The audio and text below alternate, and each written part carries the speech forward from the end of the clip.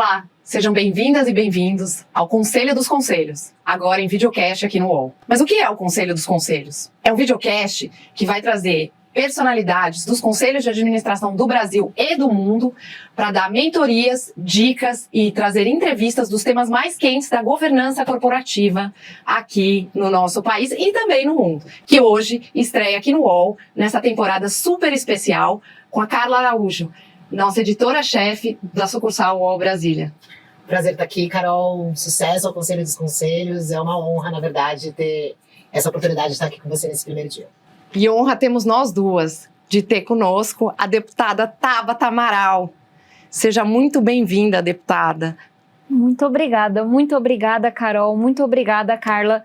Estou muito animada para ter essa conversa com duas mulheres tão fortes e tão potentes. E parabéns pelo Conselho dos Conselhos. Estou muito animada por tudo que vem aí pela frente. Nós que estamos animadas. E o nosso tema de hoje não poderia ser diferente de pedir para você contar como foi a aprovação do seu projeto de lei, o que você entende de governança corporativa e que ela vai mudar através desse projeto de lei. Então, se você puder dar um apanhado geral para a gente nesse início, depois a gente parte para o bloco de perguntas que a gente chama de mentoria. Não, perfeito. Essa conversa, esse momento tem tudo a ver com a nossa lei. Essa é uma lei que acaba de ser aprovada faz algumas semanas. Então, ela já está em fase de implementação, que estabelece que nas empresas públicas e de economia mista, dando os maiores exemplos, Petrobras, Banco do Brasil, pelo menos 1/3 dos conselhos de administração vão ter que ser preenchidas essas vagas com mulheres. E ali a gente também tem um olhar para a inclusão da mulher negra e da mulher com deficiência.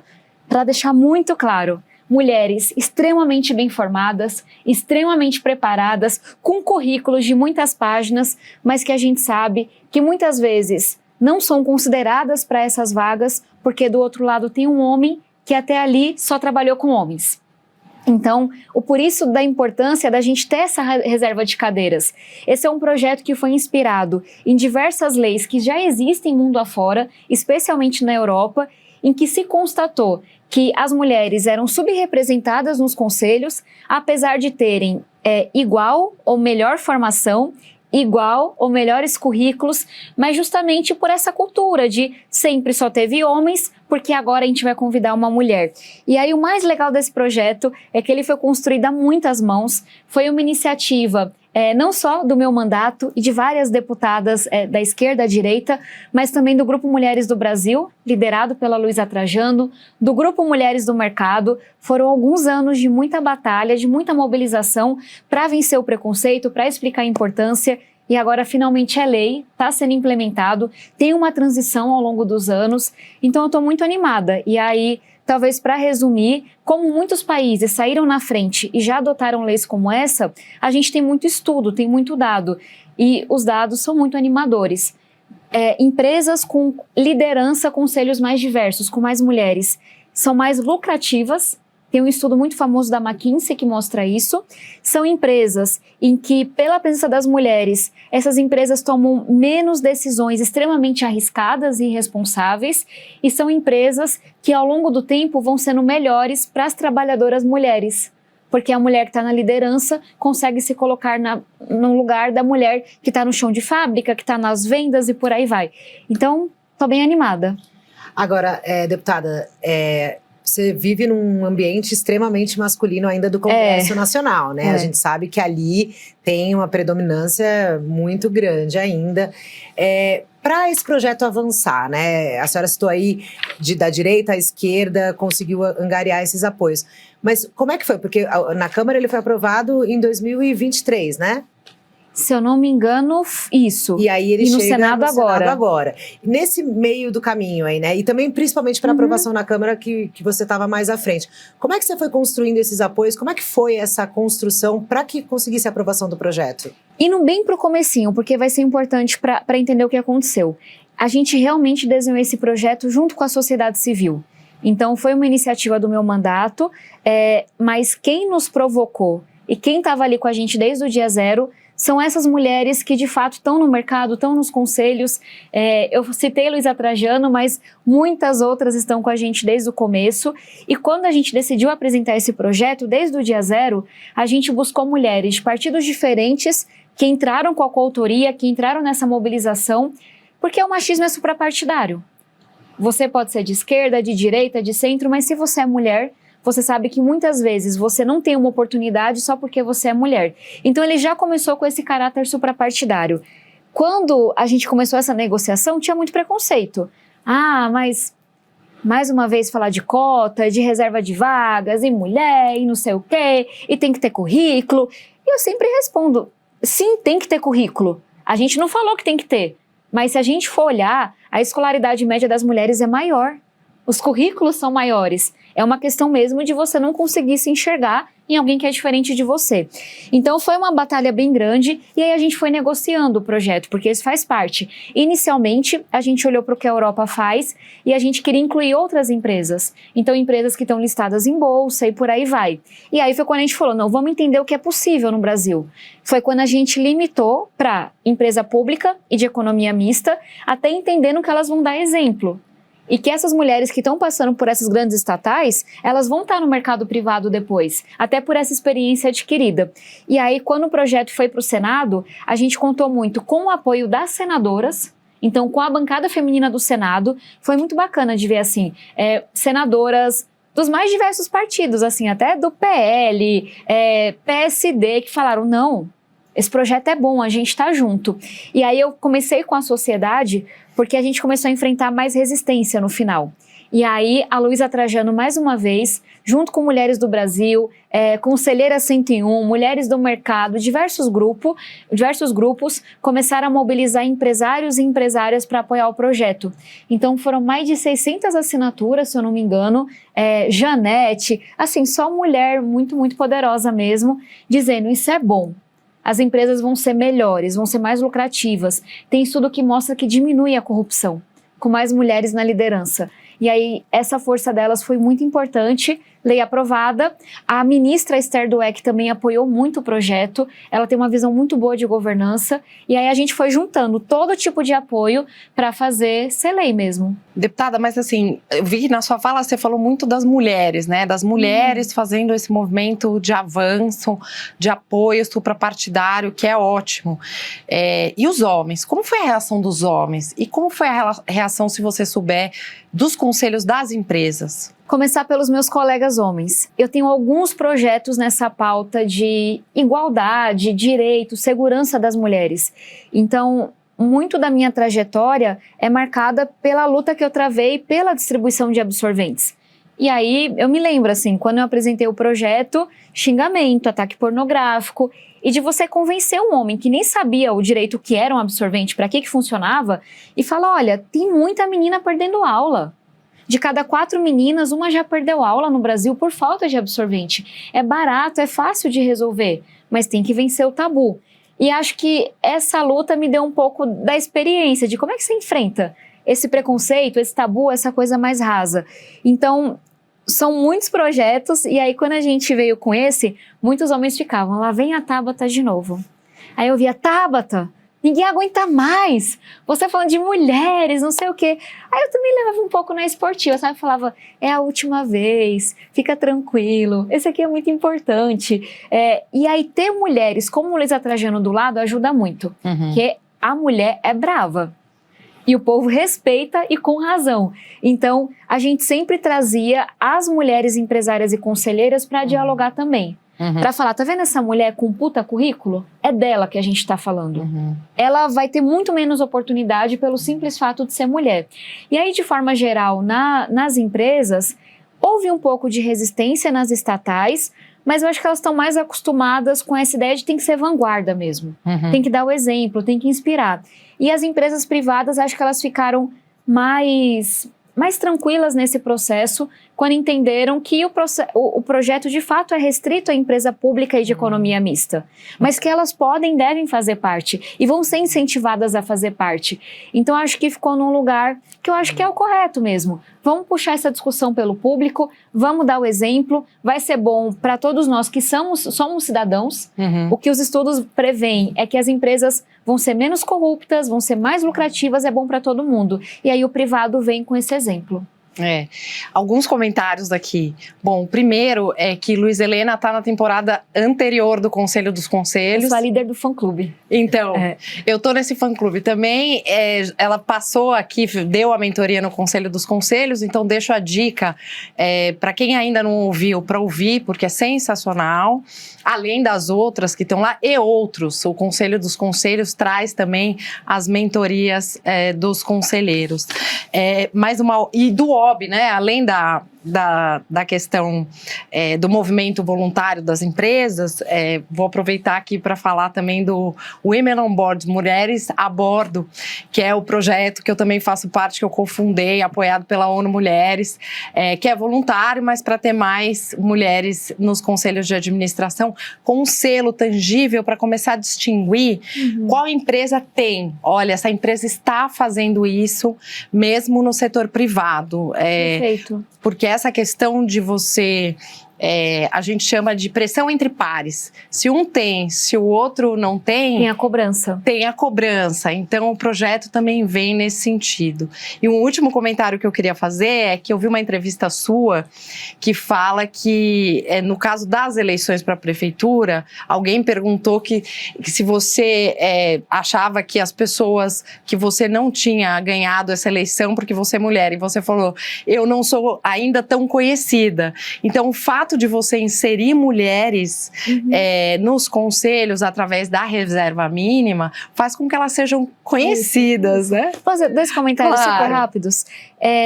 Primeiro, tem uma parte do projeto que ficou menos famosa, mas que eu acho que também é revolucionária, que é você trazer diretrizes de dados que as empresas precisam tornar públicos. De que dado que eu estou falando? Se você pega a liderança da sua empresa, quantos por cento são mulheres, quantos por cento são homens? A gente não está exigindo nada, mas a gente está dizendo, publique, diga. Isso, gente, para o acionista, para o cliente, para o consumidor, é uma informação importante.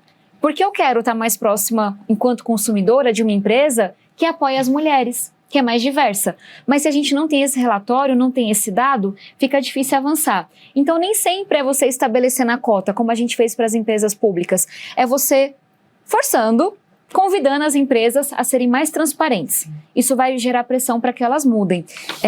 Então, enfim, tô bastante animada com isso. Vai ser bom. Pegar ainda a Luísa Trajano também, que na época do projeto eu conversei com ela rapidamente, ela falou do preconceito das cotas, né? E aí ela disse assim, olha, eu vejo esse projeto, eu vejo as cotas como uma questão, é uma transição para equalizar uma desigualdade, né? Ela falou, talvez a sua filha, sua sobrinha que está nascendo agora, não vai precisar, ela vai chegar quando ela estiver na vida, né, adulta, ela vai ter essa igualdade. É mais ou menos por aí, a cota a gente precisa tirar o preconceito da cota, é uma transição mesmo. Dá pra gente imaginar que daqui a 20 anos isso já vai ser realmente, nossa, olha que absurdo, como a gente estava falando aqui no bastidor, disso. né?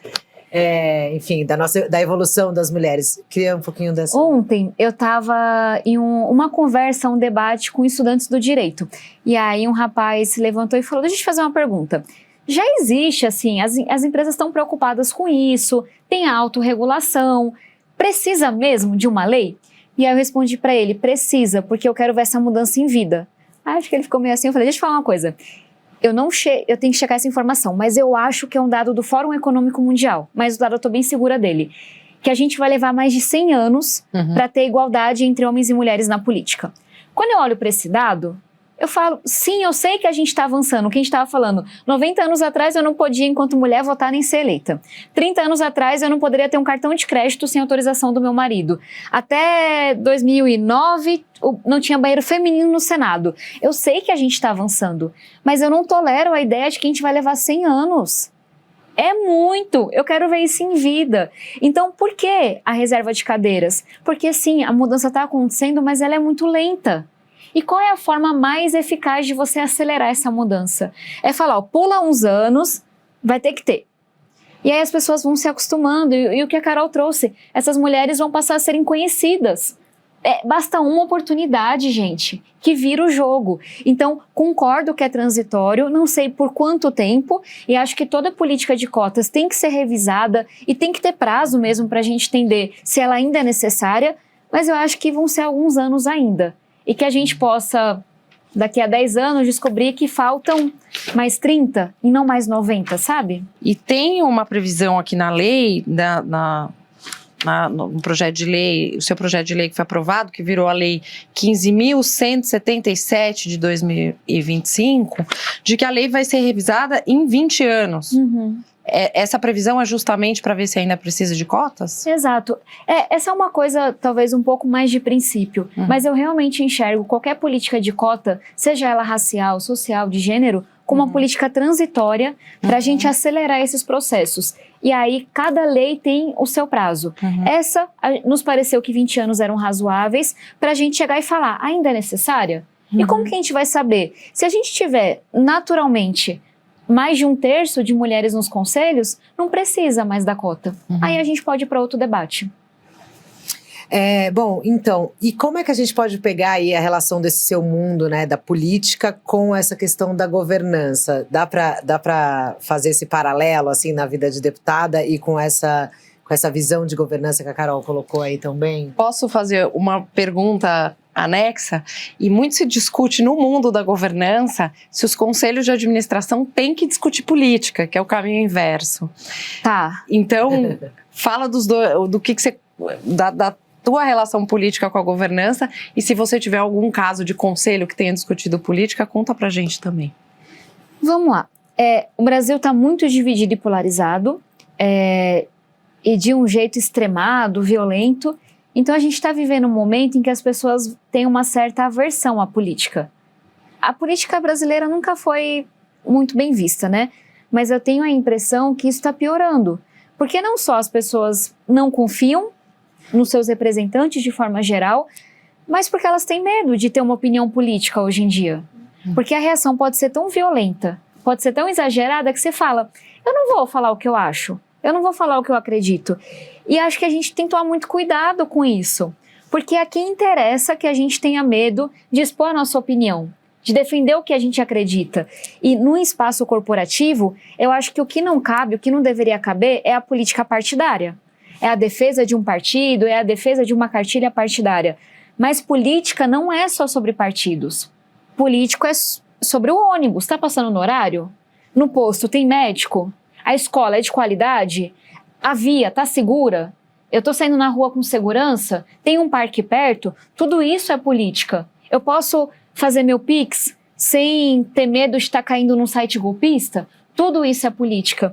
Então, o conselho que eu daria, se eu puder, vamos separar o que é política partidária, que talvez não caiba em alguns ambientes mesmo, imagino que não caiba no ambiente corporativo, mas entender que política é a nossa vida. E não falar sobre política, não se ocupar da política, é um erro tremendo. É assim, primeiro que não é possível. É você dizer, não quero decidir sobre a minha vida. Vou deixar só para quem se interessa por política. Então, acho que esse cuidado que eu tento ter. Quando eu estou numa conversa como essa, eu não estou aqui para defender a minha visão partidária. Estou aqui para ter uma conversa mais ampla. E quando eu estou com os filiados do meu partido, é uma conversa. Vamos para a luta, vamos para a competição, vamos para a eleição. Então, acho que essa divisão é importante. E aí, falando da outra pergunta, veja, a gente precisa de mais governança na política. Ou pelo menos na execução dessa política. E eu acho que a gente precisa ter a régua alta, igual a gente tem no setor privado. Eu, enfim, comecei a trabalhar muito nova, tenho experiências diferentes, e tem muita coisa que eu aprendi no mundo corporativo que eu trago para o meu mandato. Planejamento estratégico, desdobramento de metas, o cuidado com o orçamento público, que é extremamente importante. Você tentar blindar um pouco apenas daquela visão mais pessoal. Então, a gente vai dizer como uma parte do orçamento federal vai ser usado, vamos fazer um edital de emendas? Vamos olhar para a necessidade, para a qualidade do projeto. Eu faço processo seletivo para compor as vagas do gabinete. Tem muita gente que acha que é uma loucura. Mas aí eu vou me amostrar um pouquinho. Eu ganhei semana passada, mais uma vez, o prêmio de melhor, um dos 3 melhores deputados do Congresso. Já são 21 prêmios. Se eu não tivesse uma equipe tão boa, esse cuidado com planejamento, com as metas, a gente ia ficar falando muita coisa bonita e não ia conseguir aprovar projeto. Tem que ter planejamento, tem que ter estratégia para aprovar a lei das mulheres no conselho, para aprovar o pé de meia, a lei de distribuição de absorvente, mudanças climáticas, marco legal das startups. Então, acho que também a gente, do público, tem muito a aprender com o ambiente corporativo. É diferente, eu não tenho acionista, eu tenho eleitor, eu tenho um cidadão. A gente tem que ter muito cuidado com dinheiro na política. Nem sempre a coisa se relaciona de uma forma ética. Mas eu acho que tem muita coisa que a gente pode aprender, porque vocês sabem melhor do que eu, mas tanto conhecimento sendo produzido, tanta tecnologia nova, por que a gente não está usando isso para melhorar a qualidade do serviço público, sabe? Então, eu tento aprender sempre que eu posso com esse ambiente. Mas comentando do mundo da governança, a governança hoje ela fala de você atender o acionista, mas você também atender o seu cliente, o seu fornecedor. Então, assim, tem um ecossistema da governança que tem que também olhar para tudo isso. E aí eu volto a essa pergunta do ponto de vista da governança. Uhum. Como você acha que as empresas têm que se posicionar do ponto de vista de ajudar a política? Assim, fala um pouco pra gente dessa relação entre empresas e políticas, e política e políticas públicas. Qual que é o papel das empresas? Como você vê esse papel nesse ambiente de governança que você está tentando mudar? Nessa linha de que tem coisas que deveriam unir a todos nós, então objetivos da nação, por assim dizer, eu acho que tem muito problema, muito desafio brasileiro que a gente precisa da participação das empresas para resolver. A gente ainda é um país extremamente desigual, um país com racismo estrutural muito perverso, um país que ainda não entendeu que mudanças climáticas são uma realidade e que a gente está numa corrida maluca, não só para tentar frear essas mudanças do clima, mas para proteger as pessoas mais vulneráveis, proteger as cidades. Então, acho que tem muita coisa, a gente tem que ter essa humildade enquanto público de entender que a gente não faz sem as empresas e que a gente tem que estar junto. Vamos olhar para a tragédia do Rio Grande do Sul. Todo mundo sofreu ali. É claro que quem é mais pobre sofreu mais, mas todo mundo sofreu. Público, privado, empresário, todo mundo. Então, se você não tiver empresas junto com o governo nessa agenda climática, que hoje, minha gente, não é só uma não, são 2. Como é que a gente faz para frear o aquecimento, mas como é que a gente faz para entender que cada vez mais, infelizmente, vai ter enchente, onda de calor, queimada, a gente tem que estar junto nisso. Não é mais, não, deixa eu poluir aqui para tentar ter um pouquinho a mais de lucro, porque você vai se lascar no dia seguinte. Uns mais, outros menos, mas todo mundo junto. Quando a gente também fala dessa pauta de mais oportunidade, num país muito desigual, em que a gente não consegue oferecer uma educação de qualidade para todo mundo, a gente tem um país inseguro. Insegurança não tem a ver só com isso. Tem a ver também com crime organizado, tem a ver com a entrada do crime organizado no mercado formal. É um nó para a gente desatar. Mas todo mundo vai concordar que se o nosso Brasil desse mais oportunidade para os nossos jovens, a gente estaria ganhando essa batalha contra o crime. Porque tá lá o bandido, aliciano, tem que estar à escola, tem que ter um emprego, tem que ter atividade para falar, olha, tem um caminho aqui para você. E aí, também me parece que empresas e setor público poderiam estar mais juntos. Sabe, a gente está tendo uma discussão agora no Congresso que é da lei do jovem aprendiz. Muita empresa fala, eu odeio essa cota, essa lei do jovem aprendiz. Tudo bem, vamos reformular. Se não está funcionando para a empresa, nem para o jovem, vamos simplificar, vamos fazer ser melhor. Mas que papel social bonito que a empresa cumpre quando ela dá uma primeira oportunidade de emprego para esse jovem. O mais difícil hoje é entrar no mercado de trabalho, é conseguir aquela primeira experiência. Então, se deixar, eu vou dar 40 mil exemplos, mas para dizer que tem algumas coisas que são tão grandiosas na sua complexidade, mas também na sua importância, que se a gente não tiver imprensa, legislativo, executivo, judiciário, setor privado, sociedade civil, todo mundo remando na mesma direção, a gente não alcança. E eu acho que essa questão de oportunidades num país tão desigual e de enfrentamento à mudança do clima são pautas que deveriam estar nos unindo mais.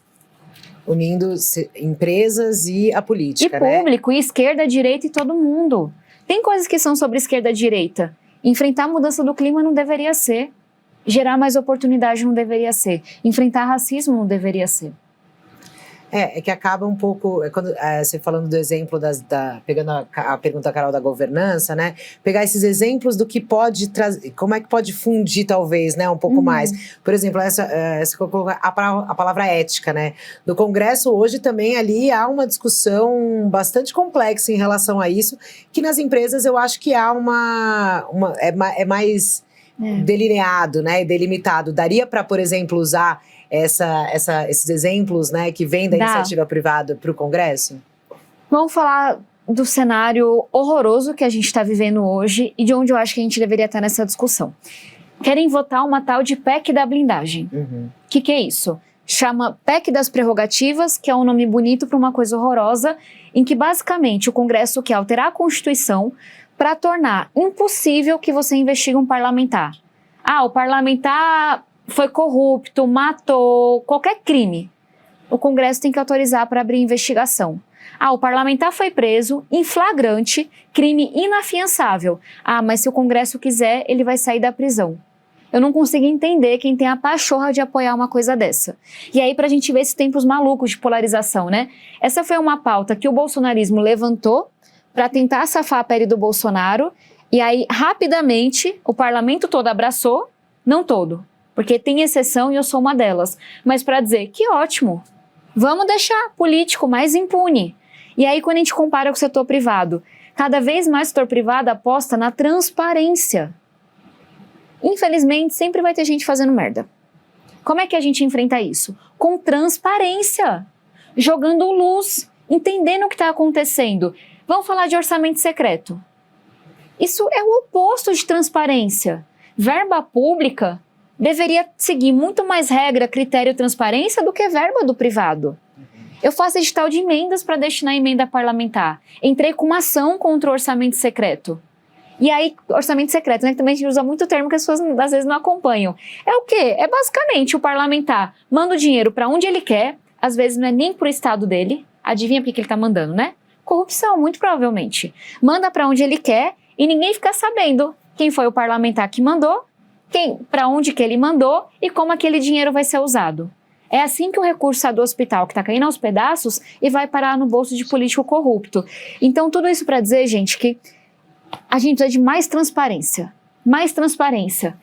Como é que o dinheiro está sendo usado? Como é que as campanhas são financiadas? Como é que o recurso partidário é utilizado? Com mais transparência, a gente combate a corrupção.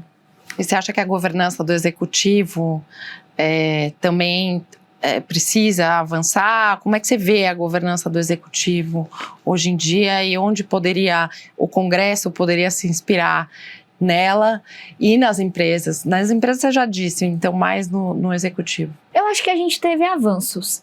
Eu mencionava mais cedo que o Brasil é um exemplo globalmente na questão de governo digital.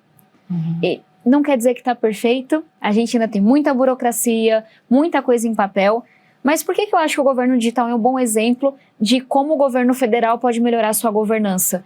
Porque quanto mais, vamos supor, a pessoa precisa conseguir uma licença, um documento que vai ser importante para a empresa dela. Se você precisa falar com 5 intermediários e em 5 departamentos, 5 repartições, são várias brechas que a gente vai criando para que a corrupção aconteça. Sabe aquela velha história de vamos vender dificuldade para colher facilidade? É isso. Você cria um processo que é longuíssimo, você coloca vários intermediários, vários papel, e aí vai ter um esperto no meio para dizer, se você me der dinheiro, eu vou facilitar para você. Qual é uma forma inteligente de você enfrentar isso? Vamos simplificar os processos? Vamos melhorar a nossa governança? Vamos digitalizar o que for possível? Porque se você pode emitir a sua licença pelo GovBR, não tem ninguém para lhe corromper, não tem ninguém para lhe atrapalhar. Então, só para a gente também não falar das coisas negativas, eu acho que o GovBR é um baita exemplo de como a gente pode usar a tecnologia a serviço da transparência, do combate à corrupção e do cidadão, que é o que mais importa. E aí, nesse sentido, acho que o legislativo e o judiciário, especialmente, precisam avançar muito nesse uso da tecnologia para você servir ao cidadão e não ficar com gente ali vendendo dificuldade para colher facilidade, infelizmente. Deputada, e como você vê, então, essa governança do futuro com mais diversidade? Você já falou um pouco da questão das finanças, da questão do olhar da mulher para esse lugar também de cuidar mais das mulheres que estão começando. O que mais você espera que essa governança... Vamos supor que daqui a 20 anos, quando essa lei for ser revisada, já não precisemos mais de cota. Como é o mundo para você? O que você espera dessa governança? Vou falar das mulheres, das meninas, que são um pouco o objeto dessa política pública, dessa lei. Eu realmente espero que daqui 20 anos o mundo seja mais gentil com as mulheres, menos violento e com mais oportunidades. É impossível não pensar sobre essas novas ondas de violência que a gente está vendo, porque tudo isso está conectado, gente.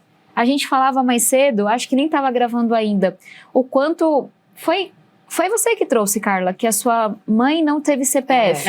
Minha mãe casou com meu pai e ela só teve CPF depois. E usava o CPF do marido. Usava o CPF do meu pai. E a gente refletia, num contexto em que a mulher não tem CPF, como é que ela sai de um relacionamento abusivo? Num contexto em que a mulher não recebeu uma formação, não teve a oportunidade de estar no mercado de trabalho formal, sendo bem remunerada, como é que ela se defende contra uma violência? A dependência financeira tem tudo a ver com a violência doméstica que a gente está vendo.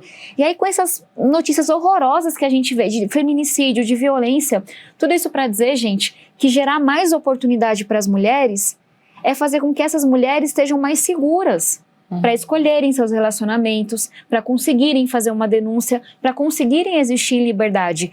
Então, o que eu sinceramente mais espero para o futuro é um futuro em que meninas e meninos possam crescer mais seguros. Seguros contra o abuso sexual, seguros contra a exploração, seguros contra toda forma de violência. Para mim, esse é um dos maiores males desse país. E aí vão falar, Tabata, mas o que esse projeto tem a ver com o que você está falando? Tem tudo a ver. Sabe por quê? Porque quando tem mais mulher no conselho, na liderança, os estudiosos, não é a Tabata Amaral, já mostraram que essas mulheres têm mais preocupação com as mulheres que estão começando, que estão na base. A gente está numa baita batalha agora para ampliar a licença paternidade. Se vocês me permitem, só um parênteses. Claro.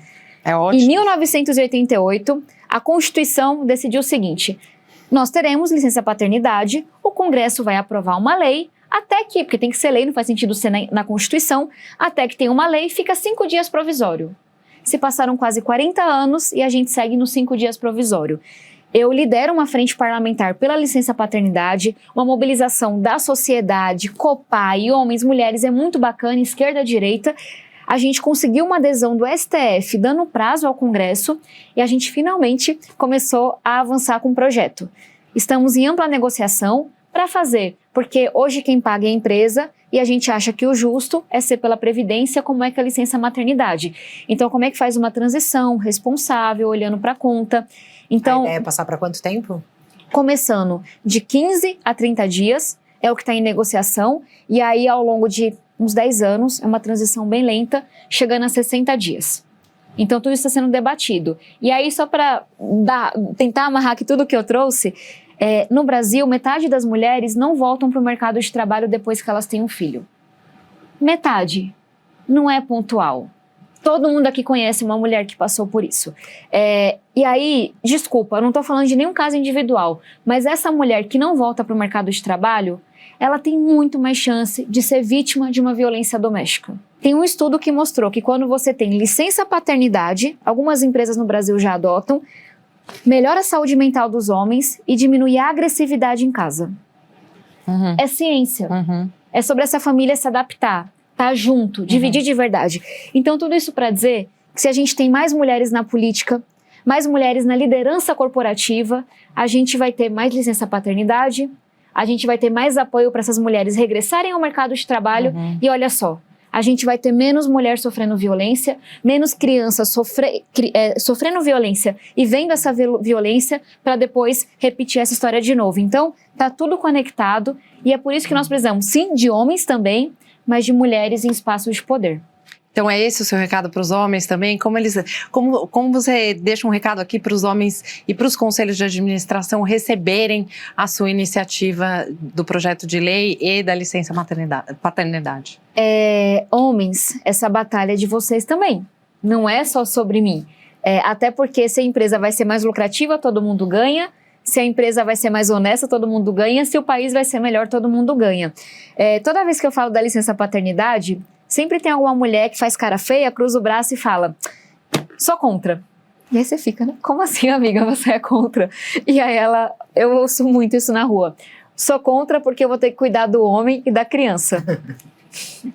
E aí eu sempre falo, é por isso que haverá uma transição, porque a gente vai ensinar esses homens a fazerem a sua parte.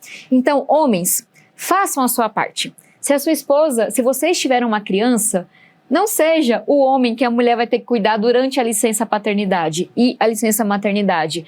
Se você está numa estatal ou numa empresa que quer, enfim, trazer mais mulheres, baixa um pouco a bola. Vamos ter calma. Nenhuma mulher está entrando por conta da cota. Deus distribui o talento sem olhar a quem. Se metade é mulher, metade do talento está junto com as mulheres. Então saiba que vai ser bom para o coletivo. Eu odeio essa história, só entrou pela cota. Desculpa, quem entrou pela cota passou por um funil muito maior. Talvez nem todo mundo esteja pronto para essa conversa. Mas vamos falar de matemática? Quem entra pela cota passou por um funil maior. Por isso que vai ser bom para todo mundo. E eu tenho muitos exemplos de amigos, de homens que realmente são aliados, sabe? Que fala... Vou falar um pouquinho menos para ela falar mais nessa reunião. Se eu vi um assédio, eu vou falar com o babaca. Porque um homem vai ouvir mais um homem do que uma mulher. E eu tenho realmente, gente muito bacana no meu time de amigos, que eu sei que se acontecer uma coisa na rua, eu não preciso falar nada. Ele vai lá e ele vai falar. Ele vai lá e ele vai defender. Então seja esse homem que está realmente trabalhando, por um Brasil que é mais justo e que é melhor para todo mundo. E que é mais seguro. Porque, infelizmente, o Brasil ainda é muito seguro para as mulheres. Nós temos um bloco no final do Conselho dos Conselhos que não tem a ver necessariamente com a governança, mas ele chama Te Dou um Conselho. E ele quer saber o que a Tabata está lendo, vale filme, livro, podcast, vale o que você quiser. O que você deixa de dica para a nossa audiência, para formar esse repertório que você acha importante falar aqui nesse bloco? Primeiro, Carla, eu sei que tem muito interesse nessa pauta de soberania digital, o que está acontecendo com o mundo, guerra Estados Unidos e China, chips, etc. E para todo mundo que tem um pouco mais de juízo e entende que o mundo está num momento muito complexo, tem um livro maravilhoso que eu li recentemente, que é Tecnofeudalismo, que é do Ioannis, que foi o primeiro-ministro da Grécia alguns anos atrás da Fazenda, não sei se eles chamam Fazenda, e ele tem uma tese bastante provocativa de que a gente está num momento em que está acabando o capitalismo e a gente está entrando na era do tecnofeudalismo. E é bizarro o quanto que o livro explica o que está acontecendo nesse momento. Então, minha primeira recomendação, puxando para a conversa, Carol, que você liderou aqui com a gente, eu sou muito apaixonada pela Chimamanda Adichie, é minha autora favorita, é uma autora nigeriana maravilhosa, e ela tem muitos livros extraordinários. Tem um que com certeza eu vou pronunciar errado, mas que é Querida Djewali, que é uma carta que ela escreve para uma amiga que vai ter uma menina. É de chorar do catarro pingar. É muito lindo, sobre esse mundo que a gente quer para as meninas, sabe? Bom, então vamos caminhando para o encerramento aqui da nossa conversa. Deputada, muito obrigada por topar estar aqui conosco no Conselho dos Conselhos, agora no UOL, e pelo seu olhar na governança corporativa, que parece, como você disse, um tema distante, mas ele é muito mais próximo do que as pessoas imaginam, o que também é motivo de orgulho para nós estar aqui com o Conselho dos Conselhos. Muito obrigada pela sua presença e pela sua liderança nessa área. Muito obrigada, Carol, Carla, toda a minha admiração, respeito pela trajetória de vocês duas E eu lembrei de um projeto que eu queria muito o apoio de vocês. Eu posso falar? Conta. Rápido. Não, Estamos... Conta, mas aí já dá aquele lead de vamos trabalhar para aprovar quando. A gente aprovou agora Mulheres no Conselho e tem 2 batalhas muito importantes para as mulheres no Congresso. Uma delas, licença paternidade. A gente aprovou a urgência do projeto. Infelizmente tem muito preconceito, tem muita resistência. Então quem puder, fala sobre isso, comenta, provoca o deputado, o senador, porque a gente tem condições de aprovar esse ano ainda, na Câmara e no Senado. O segundo projeto é o Pix Pensão. Esse é um projeto escrito por uma servidora federal, Luísa Rodrigues, que é brilhante, genial, porque é muito simples. Pix, tecnologia maravilhosa, e vem para ajudar as mulheres que têm adesão judicial da pensão alimentícia, mas não recebem a pensão, que é para o filho. E aí, vocês sabem da história, eu vivo isso com uma amiga, todo mundo conhece, a gente está vendo na novela, Vale Tudo e por aí vai, que é o cara que tem mais condição, ele muitas vezes prefere receber por fora para não ter o desconto na folha. O que é o Pix Pensão? É maravilhoso. Houve uma adesão judicial? Todo mês, dia e horário programado, na conta que estiver aberta no CPF do pai, a transferência é feita. É a lei, é a regra, vai trazer um alívio para muitas crianças, muitas famílias.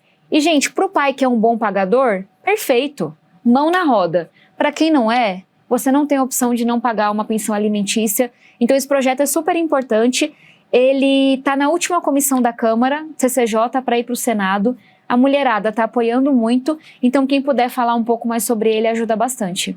E é isso. Pedindo ajuda, é o merchan, acho que da deputada. Obrigada mesmo, foi um prazer conversar com vocês e vamos embora. Esperançando. Tempos difíceis, mas o futuro, ele é muito bom.